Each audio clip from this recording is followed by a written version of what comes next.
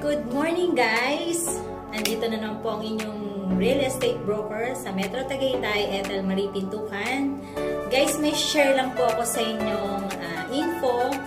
Siyempre, bilang agent, salesperson, broker na nagbebenta, dapat siyempre alam natin yung mga requirements, initial requirements na kailangan natin kapag may reservation na tayo. So, ito, discuss ko sa inyo isa-isa. Ito yung aming, pakita ko yung sa sandali sa global namin na, yan, list of buyer's requirements. So, yan.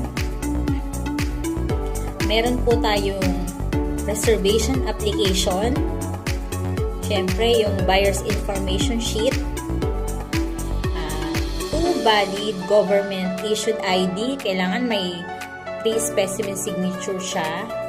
Siyempre, latest proof of billing. Bilang, ano po kung siya ba ay dito pinanganak, kailangan yung birth certificate.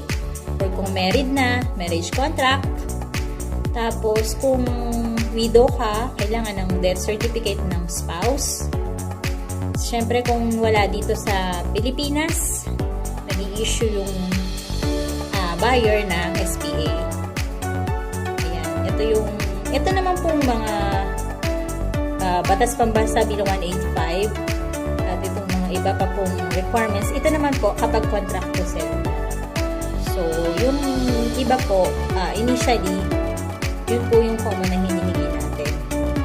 So, bilang agent o broker, aware dapat tayo.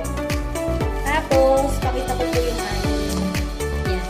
Kapag meron kaming reservation, so, hingi kami ng copy ng check. Yan, copy ng check dun sa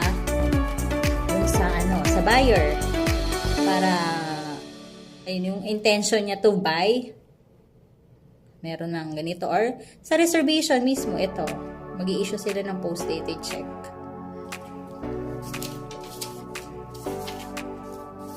Then, syempre, binibigyan natin ng buyer ng computation.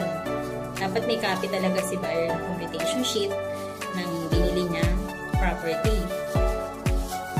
Or yung bibili niyang property. So, yun. Yun guys, yung mga requirements na kailangan. Next time, pakita ko po sa inyo yung sample, yung mga